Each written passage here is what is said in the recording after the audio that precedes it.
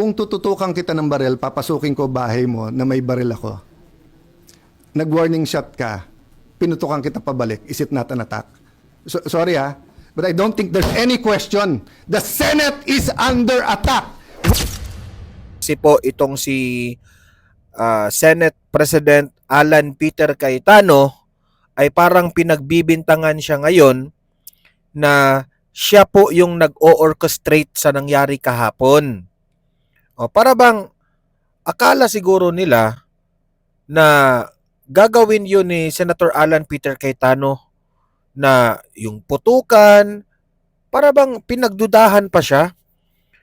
Grabe naman itong mga dilawan na ito, no? Or itong mga loyalista na ito. Gano'n na ba talaga kayo kabobo na gagawin yun ni Senator Alan? 'Di ba? Parang ang layo sa hulog eh. Hindi ko lubos maisip na gagawin yun ni Senator Alan. 'Di ba? Unang-una, ang mga taga-NBI at ang mga PNP, sila yung pumunta sa Senado. 'Di ba? Sila yung nagkalat doon. Tapos pagbibintangan ninyo si Senator Alan Peter Cayetano na siya yung nagplano noon lahat na ginagawa, parang hindi naman siguro parang ganyan na ba kayo mag-analyze? Kaya nga sabi ko, lagi kong sinasabi na sa totoo lang, mga matatalino talaga ang mga DDS eh. Oh. Si Senator Peter Alan Cayetano po, no? Parang pumalag siya na bakit, kasi nandito sa video na ito papakita ko sa inyo kung saan pumalag si Cayetano.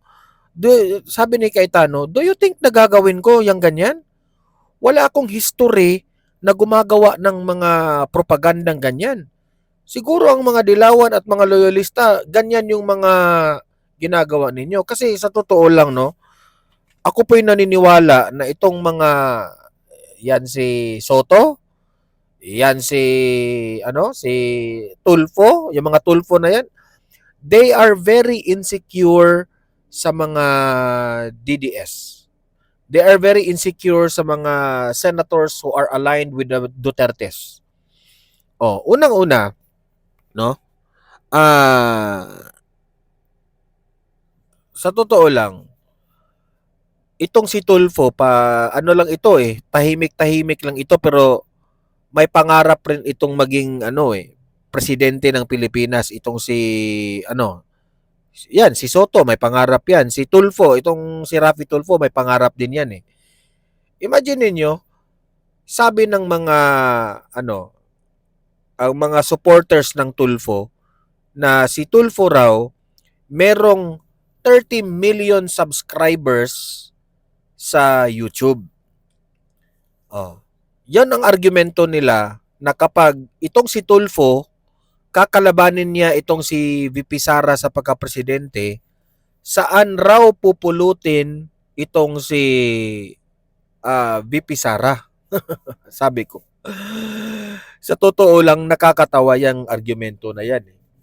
Do you think yung 30 million na subscribers ni Tulfo sa YouTube, boboto yon lahat? Kasi sa totoo lang, pambobo yung argumento na yan eh. Sa totoo lang, pambobo yung argumento na yan. Teka muna, brightness ko muna yan. Para makita. Ayan. Pambobo yung argumento na yan. Hindi lahat ng mga subscribers ni Tulfo, they are, makaboto. Kasi may mga bata rin yan, mga below 18 na mga subscribers. Isa ako sa mga subscribers doon sa Raffy Tulfo in Action na YouTube channel niya. Subscribers ako na Tulfo sa YouTube. Do you think boboto ako ni Tulfo? Example lang yan. 'Di ba? So, wag niyong i-compare o wag niyong anong tawag diyan? Wag niyong i-versus si Tulfo ng mga Duterte. Ang layo, wala sa kalingkingan yung mga Tulfo na yan. Ang issue ngayon, meron raw kanina, may nag-breaking news kanina na para bang gusto raw magtangkang magkodita na naman. Kasi umuugong na naman dyan sa balita dyan sa loob ng Senado na itong mga minority sina Hontiveros ay sinusuyo nila ang some members of the majority para magtangkang ikodita, papalitan na naman si Cayetano. Mga walang respeto ba?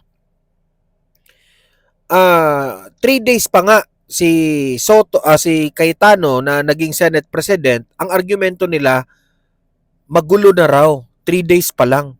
Hindi naman si Cayetano ang nagpagulo diyan. 'Di ba? Bakit? Si Cayetano ba ang nanlusob doon sa NBI?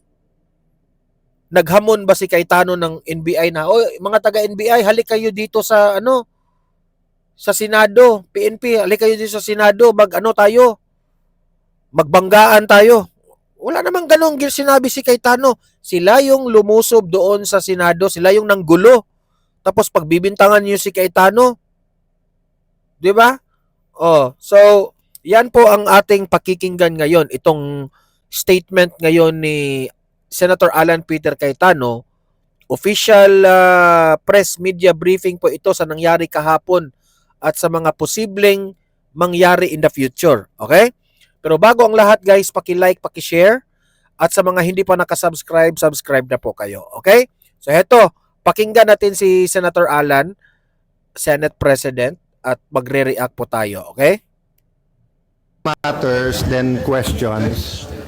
Tapos just so that medyo organize yung pagsagot ko sa inyo, can we do it same sa questions para we don't have to go back and forth? Unahin na muna natin kay Senator Bato. Yes, okay. I'll tell you that para hindi confusing, then I'll tell you about the reports sa nangyari so far, what the updates is regarding the attack on the Senate last night, the armed attack on the Senate. So around, let me check my phone. So tinawagan ako ni Senator Jinggoy ng around 1:27 to tell me na he doesn't think Senator Batos in the building. Ano, sir? At after lunch, mga 1:27, tinawagan ako ni Senator Jinggoy Estrada to say, SP, wala na si Senator Batos sa Senate. So I checked and asked my chief of staff to ask the Sergeant at Arms for a report. So may spot report pala talaga siya. I can read it to you. Ito na yung spot report. And then right before, when I came in, di ba, when I saw you guys, sinabi ko na rin, ay sorry, hindi 1:27, miss call niya pala yon. So 27 ngayon, today pala. yeah, around 1:27. basta around lunchtime na ako tinawagan ni Senator Jinggoy. So okay. Yeah, so that's right. So what time siya?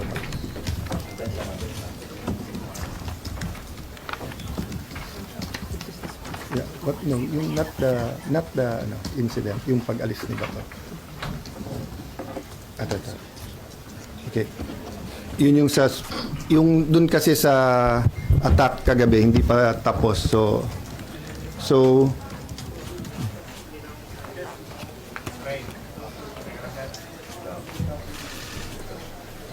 there's a report po anong oras siya umalis.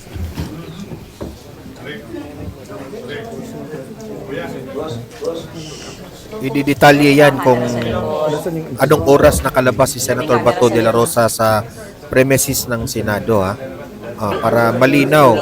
Ito yung detalyadong impormasyon tungkol kay Bato, okay? Long story short, kinonfirm ng Sergeant at Arms that he's no longer in the building. I'm waiting for the complete incident report, anong oras umalis. In the meantime, nakausap ko at nag-text sa akin yung kanyang wife, and I told her naman na I will papaabot ko sa Filipino people and sa 13 yung kanyang message. So sa 13, sabi niya, sana wag sayangin yung sakripisyo na ginawa ni Senator Bato. She hopes that we stick together. Tapos eto sabi niya sa akin, "Good PM sir, in behalf of my family, we would like to thank you and all the other senators for all the support you have done for my husband. At the same time, I'd also like to ask for forgiveness for all the confusion and havoc it has created in the Senate. It is for this reason I am sure that Ronald made his, in quotation mark, escape. He told me habang tumatagal kasi siya dyan sa loob ay mas nadadamay pa kayo. Alam naming hindi lulusubin ng NBI at CIDG and police o sino pang Alam nyo si Senator Bato, no? Kung sarili lang ang iniisip ni Bato, no? Nagstay siya sa sa Senado.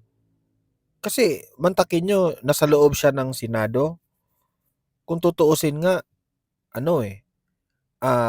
mas pinili niyang umalis na dyan sa Senado para safe ang lahat ng mga trabahante dyan sa Senado. Ang daming mga lawyers dyan, mga staff ng mga senador, no? Kasi kapag si Bato aalis dyan sa Senado, hindi na magkagulo dyan sa Senado, di ba? mga militar ang Senate kung wala siya sa loob. Kaya kahit na gaano siya ka-safe dyan, mas nangibabaw pa rin para sa kanya ang safety ng lahat. Nung umalis ako ng Senate 9 p.m. para umuwi kami sa bahay, last namin na pag-usapan, dyan muna siya mag-stay put. Dyan, yung stay put lang raw siya dyan sa loob kasi safer for him. Total may 72 hours TRO. Nagulat at natakot na lang kami for his safety nung narinig namin na sa labas na siya. Wala sa plano but knowing him, I am sure he took the opportunity nung nagkaguluhan at nagkaputukan na. Pasensya na po sir, mahaba. Ito yung ko ha, ito yung analysis ko. Si Bato de la Rosa umalis sa building ng Senado. Hindi natin alam, baka sinamahan raw ni Robin Padilla or kasi itong si Jesus Falsis may pautot na naman siya na di ko lang alam kung totoo ba ito ha.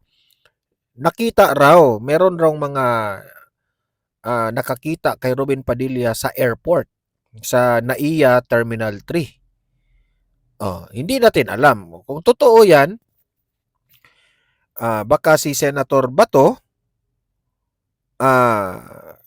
sumakay ng eroplano, helicopter. Hindi ko lang alam ha. Kung yan ang allegation, accusation nila, kung if that is accurate.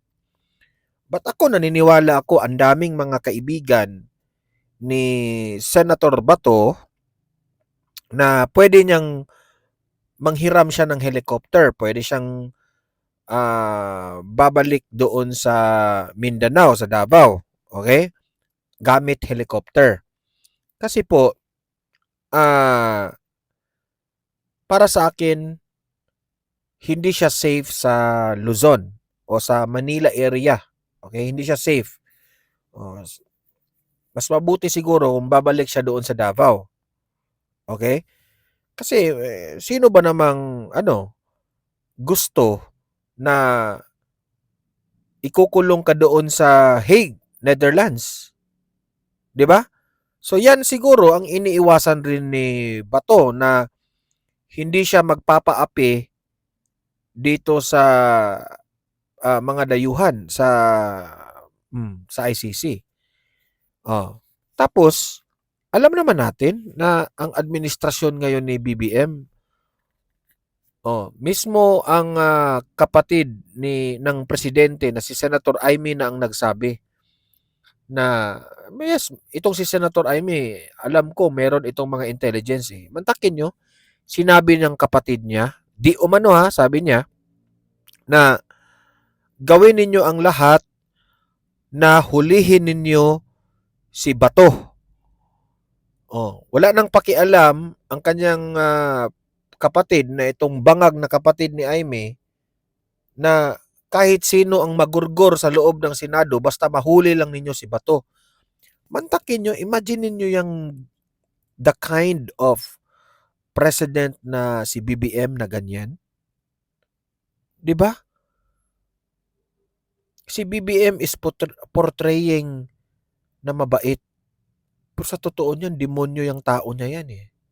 That's my opinion ha. Oh. Bait-baitan lang yan pero sobrang grabing traidor, pambubudol yung taong yan eh.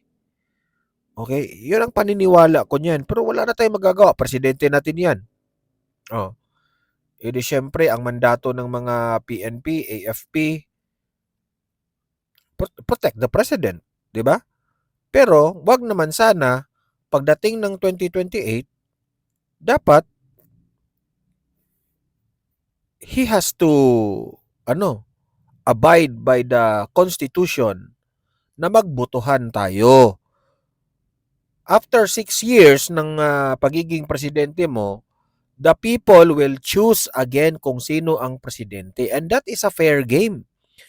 If gusto ninyong kalabanin si BP Sara, si Tulfo, ang ninyo, manok ninyo, o sino ba, si Leni Robredo, sige, let's get it on.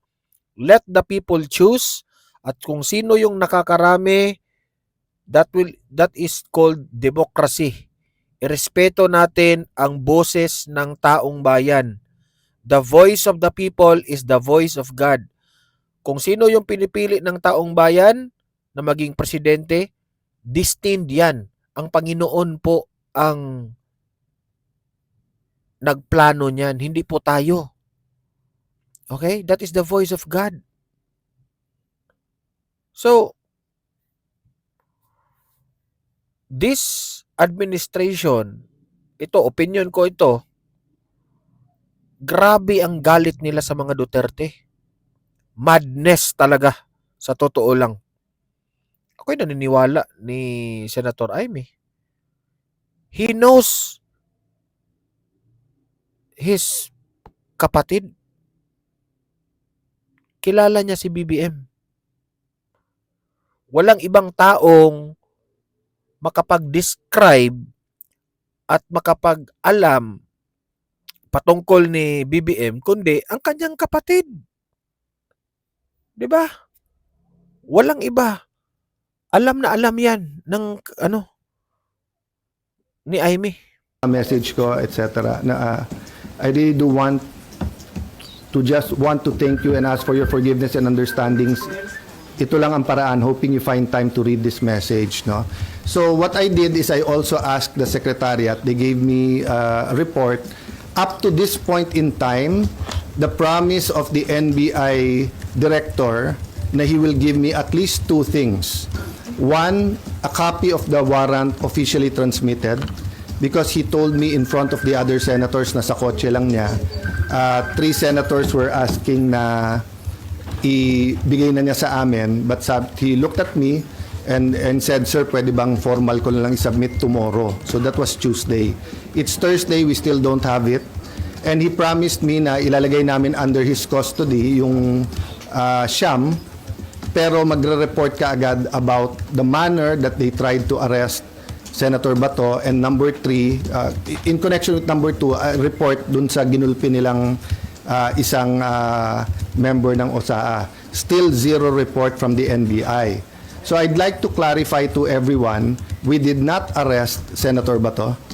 We extended the courtesy and the traditions of the Senate that hindi pwedeng mag-aresto sa loob. He's not under arrest from any of us. And so far as we're concerned, there's no warrant of arrest for him. So he knew from the start, I knew from the start, I never hid from any of you.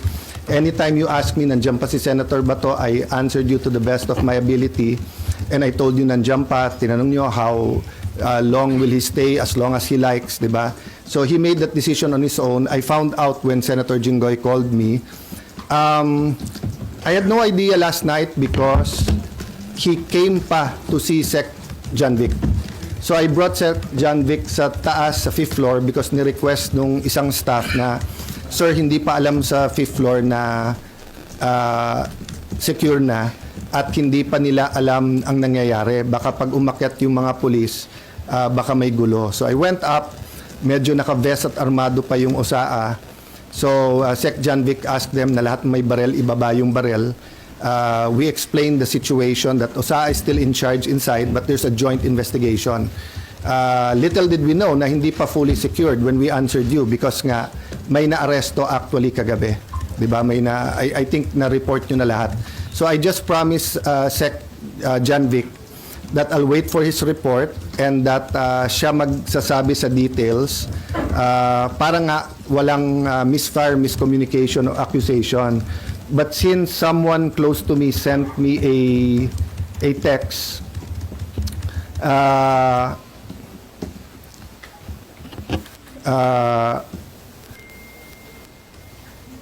kasi meron nag-send sa akin ito. PNP confirms Browner's statement that 30 shots were fired. All of them came from the Senate from Cayetano security guard. So first of all, I don't have a security guard. If they're talking about the blue guard, wala akong kasamang security guard.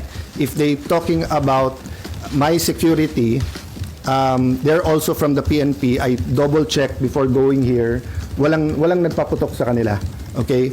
So anyway, make a long story short, ito po ang text ni Sen John Vic. The count was 27 from inside the Senate and 5 from the other side, no? So my point is verbal warning sila. Tigil nyo yan, whatever the words were used. Sino, sir? Sorry, yung OSAA nag-verbal warning.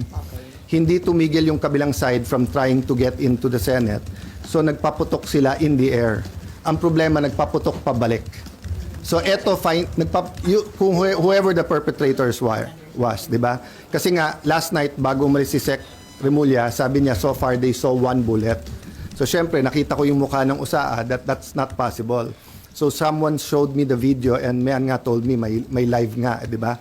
So sinabi ko lang na, Sec, can you allow the OSAA to go inside the kabilang building para may sarili namin investigation? I haven't really had time to look at all the details pa, and I promised si Sec. So the count was 27 from outside, from inside, no? 27 from inside. 27 from OSAA? 27 from OSAA, sir? Yes, na Up. count nung putok. From OSAA. Yes. 5 from the kalaban. Yes. Kasi ang warning shot, itutuloy-tuloy mo yon until nga, kaya mo wina-warning, ayaw mo magkabarilan, di ba? So kailangan umalis. But instead na umalis, nagputok pabalik. So I won't defend or say much more, yun lang. But eto, kararating lang sa akin yung text ni Sec Remulla. NBI had no warrant to serve. They were requested by GM Wick to secure the Senate building at 5 p.m. They arrived at 6:15, 21 arrived. They were deployed on each floor to secure GSIS. Agent Francisco sitting down on the second floor bridgeway with a white guard when his attention was called by OSAA Aplaska. Sino ka? Sabi Aplaska. Francisco stood up with AR-15 at the sideways sling. Aplaska fired a warning shot. Francisco pulled the trigger. As well pointed, OSAA eventually discharged 27 rounds of 9mm and 40 SW. Francisco discharged 5 rounds. He immediately fled the scene. Sir, can So, we get that? Sir, pwede kami humingi ng copy. read out para ano, okay? So, yun lang muna so far kasi yun palang binigay niya sa akin. But let me emphasize this, ha. NBI continually told us na wala silang dinideploy sa Senate. Completely. I think pati sa higher-ups nila, yun ang sinabi nila. I haven't had the time to watch the news or to compare who said what, no? So kayo na ang mag-compare who is saying what, di ba?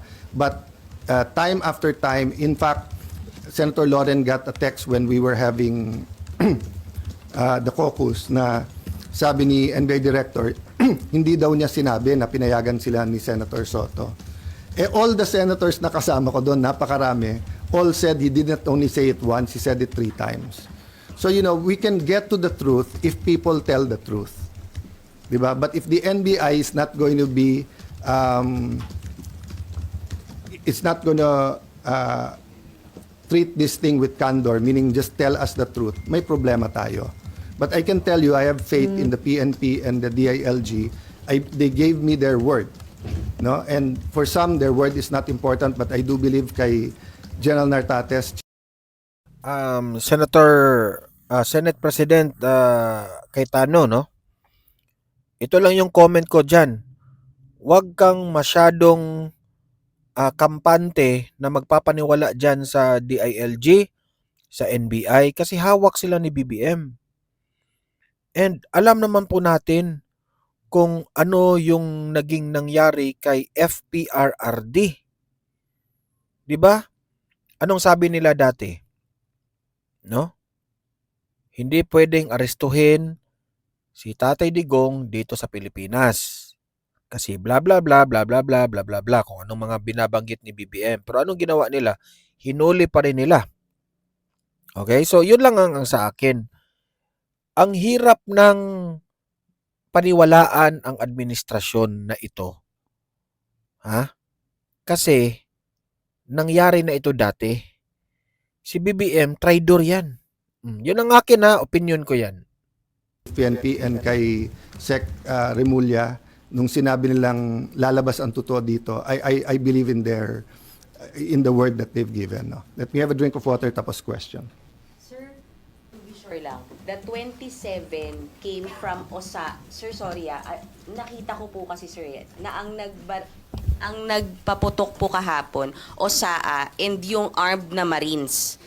Kasama na po sa bilang yung 27, yung lahat na nagpaputok coming from the Senate force? I don't want to speculate kasi I just read to you yung sinabi sa akin.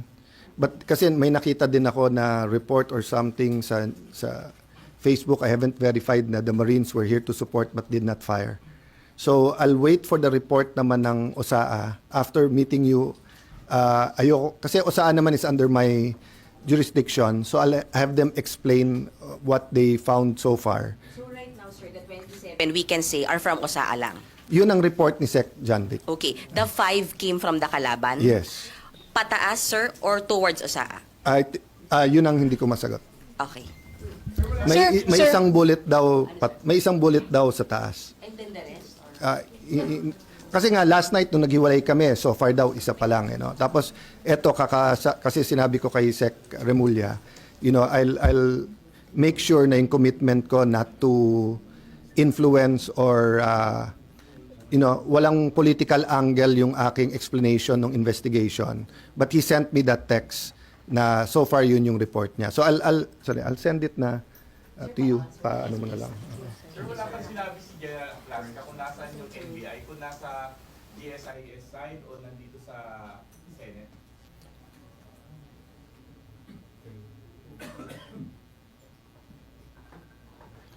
Because nga meron ongoing investigation, I don't wanna speak details for details, but I'll just tell you what he told me last night nung kaharap din niya yung police, na nakita nila na nakalagay doon yung letra and everything, and winorningan nila. But, if I tell you more details than that, pati people will already think or speculate. So I'd rather tapusin nila.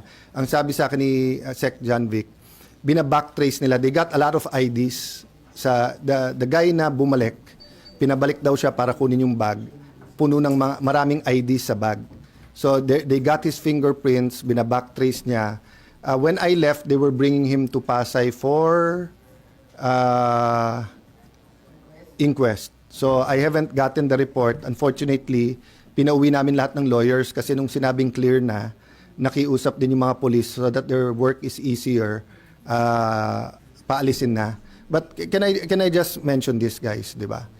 Unprecedented nung Monday na meron law enforcers na makikipaghabulan sa isang senador.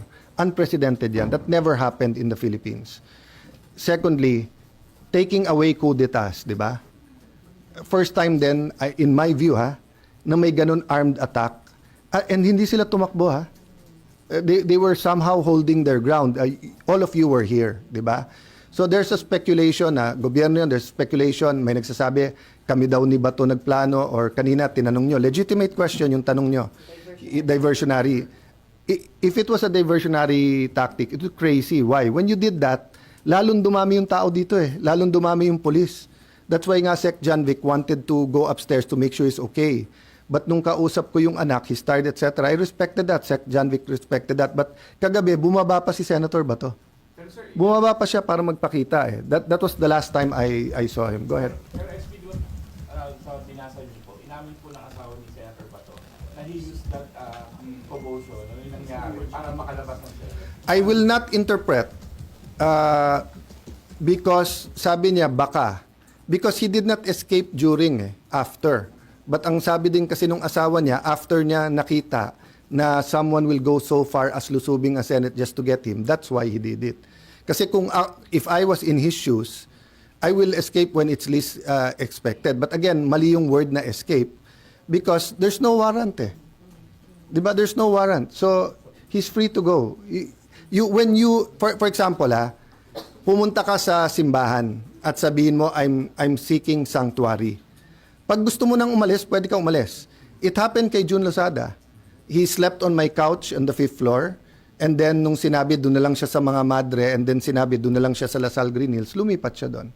SP, kung walang warrant, bakit siya nagtago dito sa Senate? Bakit niya...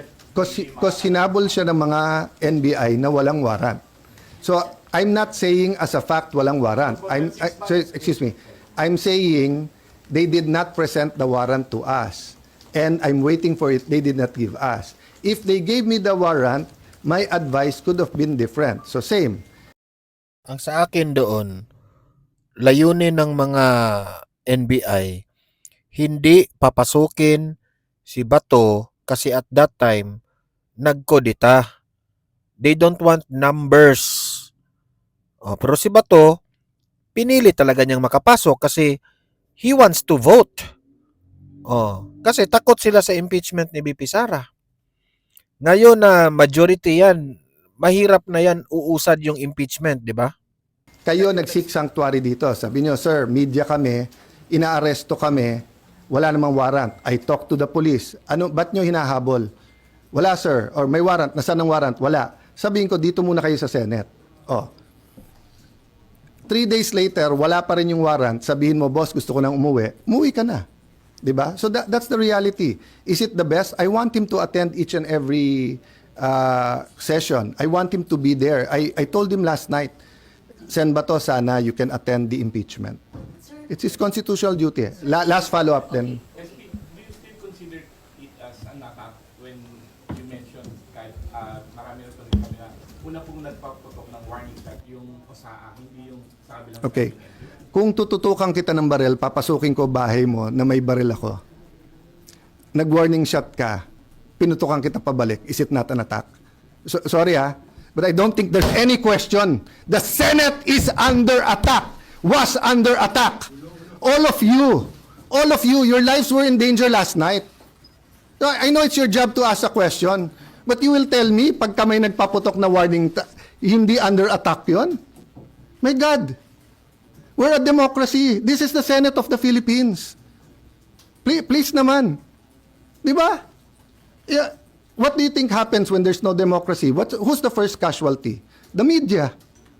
Wala nang media kapag wala. Di ba? Pag sinabing kami muna nagpaputok, umatras sila, or security guard ng GSIS yun, di sabihin nyo, baka ito ay gawa-gawa lang, baka ito ay drama. Pero nagko-focus kami dito, hinihintay namin articles of impeachment. Nakita nyo naman lahat ng pangyayari.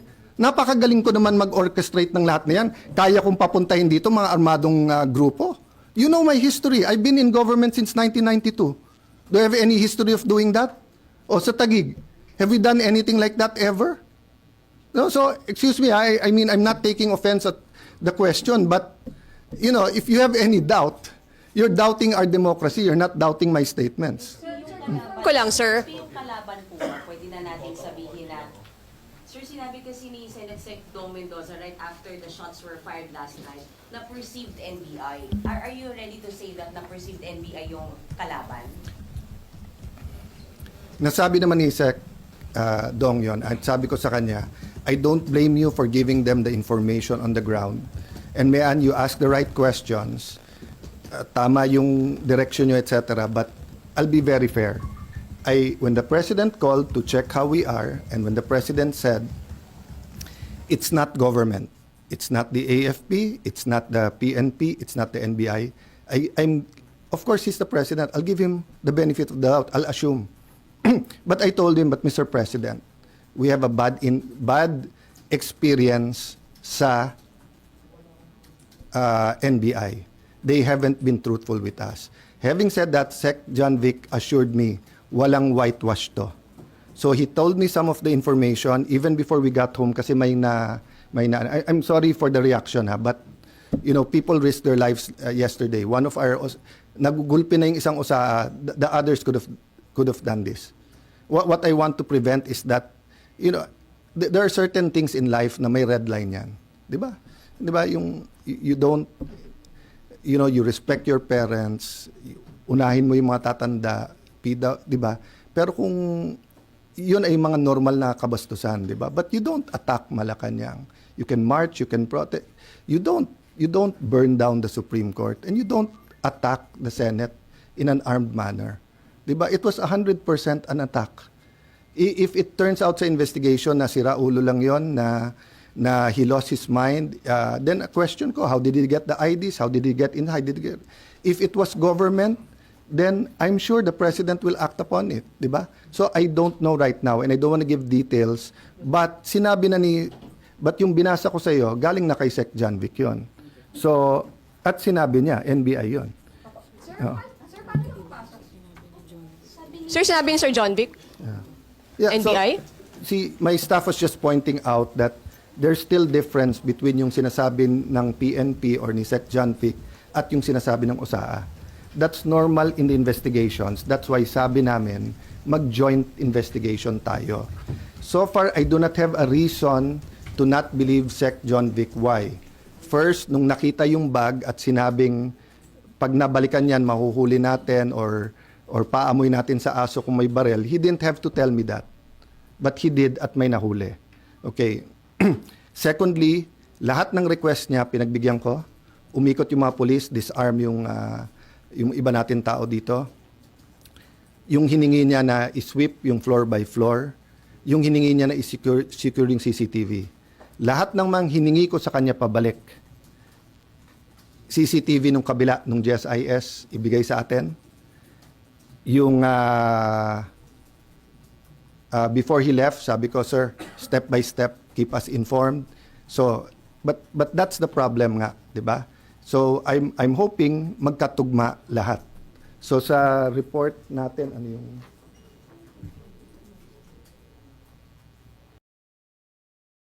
Okay nakita ninyo yung galit ni Senator Alan, no? Pinukpok pa niya yung podium.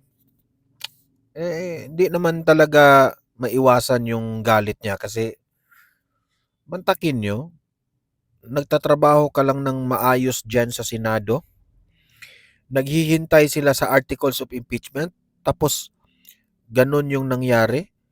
Ako, in my opinion, talagang atake yun eh. Pag-aatake talaga yun. Wala akong nakikita doon na na ibiblame pa ninyo yung mga security guards, yung mga sergeant at arms dyan na sila yung nanguna.